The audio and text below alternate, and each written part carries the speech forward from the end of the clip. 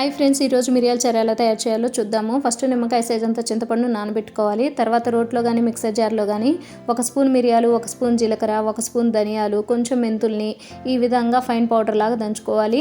తర్వాత దీనిలోనికి 3 వెల్లుల్లి రెబ్బల్ని, 2 ఇంచుల అల్లాన్ని కూడా మొత్తం దంచుకొని ఇలా ఒక గిన్నెలోకి తీసుకొని పక్కన పెట్టుకోండి. ఇప్పుడు స్టవ్ వెలిగించి గిన్నె పెట్టుకొని దానిలోనికి ఆయిల్ని యాడ్ చేసుకొని ఆయిల్ హీట్ అయిన తర్వాత ఎండుమిర్చిని, పోపు దినుసుల్ని, ఆనియన్స్ని, కరివేపాకుని వేసి ఒకసారి కలిపి దానిలోని కొంచెం పసుపు, కొంచెం సాల్ట్ని యాడ్ చేసుకొని ఉల్లిపాయలు మగ్గేంత వరకు మగ్గించుకున్న తర్వాత దానిలోనికి 1 టమాటాని, 2 పచ్చిమిర్చిని కూడా యాడ్ చేసుకొని కొంచెం కొత్తిమీరని యాడ్ చేసుకొని టమాటా సాఫ్ట్గా ఉడికించుకోవాలి. తర్వాత దీనిలోనికి మనం మిరియాల ముద్దని యాడ్ చేసుకొని ఇది కూడా నూనె పైకి తేలేంత వరకు మనం ఉడికించుకున్న తర్వాత చింతపండు రసాన్ని యాడ్ చేసి పులుపుకు సరిపడా వాటర్ని యాడ్ చేసిన తర్వాత ఉప్పు కారం కూడా పులుపుకు సరిపడినట్టు యాడ్ చేసుకోవాలి. ఇప్పుడు లో ఫ్లేమ్ మీద బాగా రోలింగ్ బాయిల్ అయ్యేంత వరకు ఉడికించుకుంటే మన మిరియాల చారు రెడీ అయిపోయాయి. ఈ వర్షాకాలంలో వారానికి 2 సార్లు అయినా సరే ఇలా చేసుకొని తాగండి, జలుబు దగ్గు ఉండవు.